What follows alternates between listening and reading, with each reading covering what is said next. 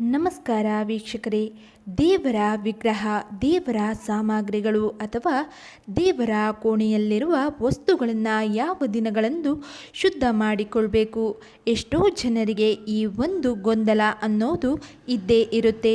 ಯಾವ ದಿನದಂದು ದೇವರ ಸಾಮಗ್ರಿಗಳನ್ನು ತೊಳೆಯಬಹುದು, ಯಾವ ದಿನಗಳಂದು ಅಪ್ಪಿತಪ್ಪಿಯೂ ಕೂಡ ದೇವರ ಸಾಮಗ್ರಿಗಳನ್ನು ತೊಳೆಯಬಾರದು, ದೇವರ ಸಾಮಗ್ರಿಗಳನ್ನು ತೊಳೆದ ನಂತರ ಯಾವೆಲ್ಲ ನಿಯಮಗಳನ್ನು ಪಾಲಿಸಬೇಕು ಅಂತ ಇವತ್ತಿನ ಈ ವಿಡಿಯೋದಲ್ಲಿ ಸಂಪೂರ್ಣವಾಗಿ ತಿಳಿಸ್ಕೊಡ್ತೀವಿ. ಬನ್ನಿ.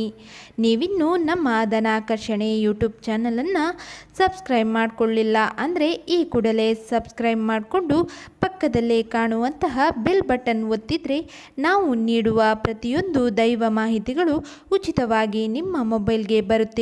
ಪ್ರತಿಯೊಬ್ಬರ ಮನೆಯಲ್ಲಿ ಕೂಡ ಈ ಒಂದು ಗೊಂದಲಗಳು ಇದ್ದೇ ಇರುತ್ತೆ. ಯಾವ ದಿನಗಳಂದು ದೇವರ ಸಾಮಗ್ರಿಗಳನ್ನು, ದೇವರ ವಿಗ್ರಹಗಳನ್ನು ತೊಳೆಯಬೇಕು? ಎಷ್ಟೋ ಜನರ ಮನೆಯಲ್ಲಿ ದೇವರ ಚಿತ್ರಪಟಗಳನ್ನು ಅಂದರೆ ಫೋಟೋಗಳನ್ನು ಮಾತ್ರ ಇಟ್ಟು ಪೂಜೆಯನ್ನು ಮಾಡ್ತಿರ್ತೀರಾ.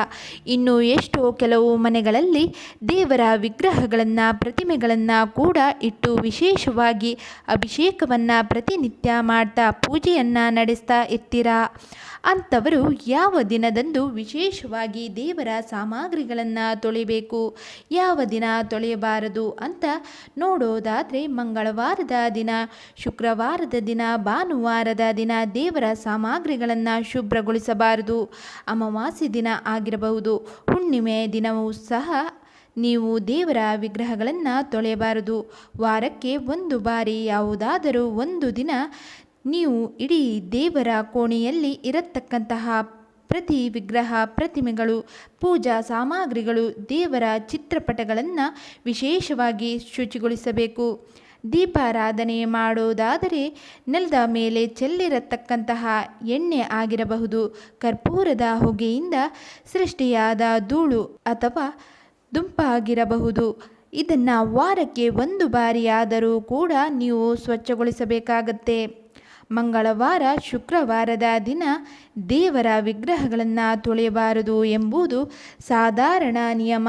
ಅವುಗಳ ಜೊತೆಗೆ ಅಮಾವಾಸ್ಯೆ ದಿನ, ಹುಣ್ಣಿಮೆಯ ದಿನ ಹಾಗೂ ಭಾನುವಾರದ ದಿನ ತೊಳೆಯಬಾರದು.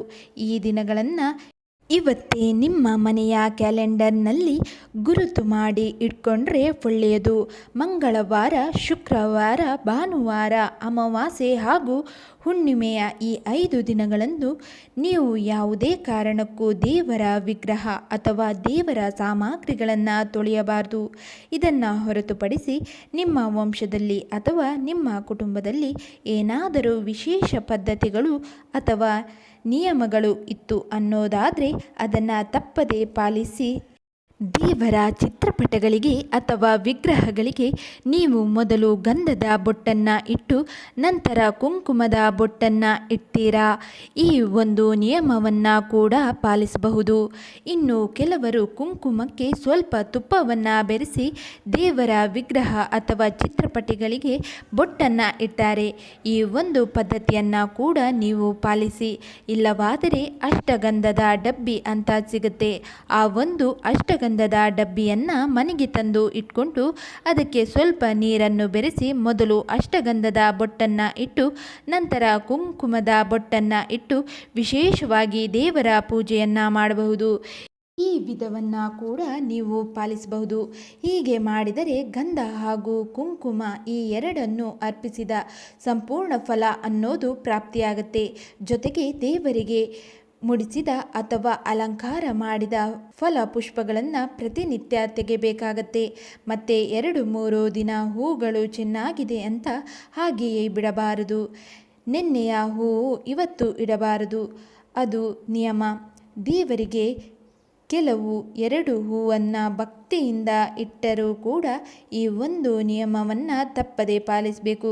ಅಕಸ್ಮಾತಾಗಿ ಮಂಗಳವಾರ, ಶುಕ್ರವಾರದ ದಿನಗಳಂದು ದೇವರ ಸಾಮಗ್ರಿಗಳನ್ನು ತೊಳೆಯಲೇಬೇಕಾದಂತಹ ಸಂದರ್ಭಗಳು ಎದುರಾದಾಗ ಸೂರ್ಯ ಹುಟ್ಟೋಕ್ಕಿಂತ ಮುಂಚೆ ಎದ್ದು ದೇವರ ಸಾಮಗ್ರಿಗಳನ್ನು, ವಿಗ್ರಹಗಳನ್ನು ಶುಚಿಗೊಳಿಸಬೇಕು. ಇಷ್ಟು ನಿಯಮಗಳನ್ನು ಪಾಲಿಸ್ತಾ ವಿಶೇಷವಾಗಿ ವಾರಕ್ಕೆ ಒಂದು ಬಾರಿ ಯಾವುದಾದರೂ ದಿನ ಆಯಿತು, ಸೋಮವಾರ ಆಗಿರಬಹುದು ಅಥವಾ ಗುರುವಾರ, 2 ದಿನಗಳಲ್ಲಿ ಯಾವುದಾದರೂ ಒಂದು ದಿನ ನಿಮ್ಮ ಮನೆಯಲ್ಲಿ ಇರತಕ್ಕಂತಹ ದೇವರ ಕೋಣೆಯಲ್ಲಿ ಇರತಕ್ಕಂತಹ ಪ್ರತಿಯೊಂದು ದೇವರ ಚಿತ್ರಪಟಗಳಾಗಿರಬಹುದು, ಫೋಟೋಗಳು, ವಿಗ್ರಹಗಳನ್ನು ಈ ವಿಧವಾಗಿ ಶುಚಿಗೊಳಿಸಬೇಕು. ಇಂತಹ ವಿಶೇಷವಾದಂತಹ ಮಾಹಿತಿ ನಿಮಗೆ ಇಷ್ಟ ಆದರೆ ತಪ್ಪದೆ ಈ ವಿಡಿಯೋನ ಲೈಕ್ ಮಾಡಿ. ನಮ್ಮ ಧನಾಕರ್ಷಣೆ ಚಾನಲನ್ನು ಸಬ್ಸ್ಕ್ರೈಬ್ ಮಾಡಿಕೊಳ್ಳಿಲ್ಲ ಅಂದರೆ ಈ ಕೂಡಲೇ ಸಬ್ಸ್ಕ್ರೈಬ್ ಮಾಡಿಕೊಳ್ಳಿ. ಮುಂದಿನ ಬಾರಿ ಮತ್ತೊಂದು ವಿಶೇಷ ದೈವ ಮಾಹಿತಿಯೊಂದಿಗೆ ಭೇಟಿಯಾಗೋಣ. ನಮಸ್ಕಾರ.